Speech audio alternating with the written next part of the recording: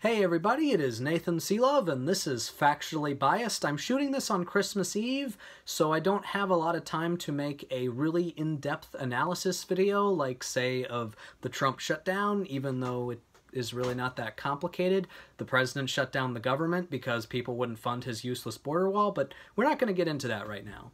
Instead, we're going to continue with the series about identifying and recognizing logical fallacies. So today I want to talk about the Strawman fallacy and the ad hominem fallacy. Two very common logical fallacies in political discourse, but also two very easily identifiable logical fallacies. So let's start out talking about the strawman.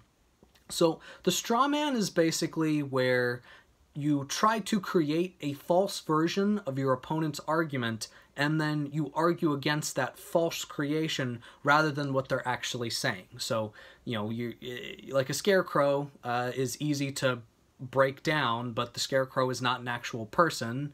It's just something that you built up and created. So an example of this would be like, say, when people try to say that Democrats want open borders. Now, you might find some Democrats that do advocate for open borders, but for the most part, most Democrats are like, no, I don't want open borders. There still needs to be an immigration process. I just don't think we need a wall, or I think we need to reduce security because undocumented immigration is not as much of a threat as people hype it out to be. So to say that Democrats want open borders is to commit a straw man. And this is not something that only Republicans do. Democrats do this too. I often see people say stuff like Republicans don't care about school shootings. Like when that happens, they just turn a blind eye, they don't care. And that's also not necessarily true. Whereas I would agree that, you know, more does need to be done in the realm of gun control. If you actually talk to a lot of Republicans about their views on gun control and their views on mass shootings, what they believe is that gun control doesn't solve mass shootings, but that doesn't mean that they don't care when there's mass shootings. So to do that, I would say, is being unfair and creating a straw man. So make sure that if you're actually arguing against someone, if you're having a conversation, that you're addressing the points that they're actually making, not just the ones that you think are the weakest versions of their argument. So let's talk about ad hominems. So the ad hominem, which I'm sure a lot of you all have probably heard about, is when you attack the person instead of the argument.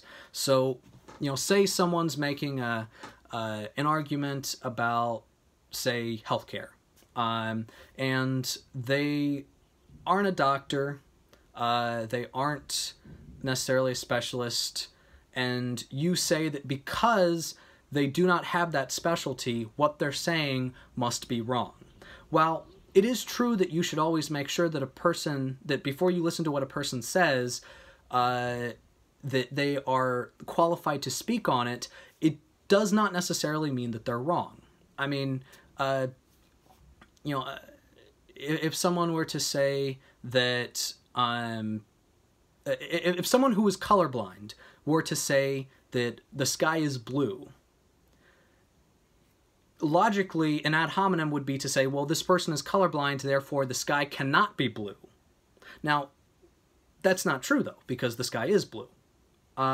So make sure that when it comes to addressing an argument, that you're not just attacking the person, you're addressing the argument itself. Now, one caveat to that would be, in a lot of political campaigns, there are arguments about whether or not a person is qualified to carry out an office, rather than whether or not in a specific idea that they're advocating is good. And in that case, I think it would be appropriate to attack the person, attack their credentials. So, you know, a person's running for president of the United States, and they have never held any public office before, and they have a bunch of businesses that have gone bankrupt or something like that. I think that it's appropriate to attack that person based on those merits, as long as you're saying that just because they're unqualified to be president does not mean that absolutely everything that they say is wrong, because that would be logically fallacious.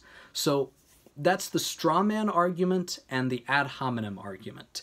Well, that's all I have for you all today. Thank you all for watching. If you liked this video, found it informative, please consider giving it a like, a share, and if you haven't already, subscribe to the channel. Check out some of my other content. Merry Christmas, Happy Holidays, and have a good week.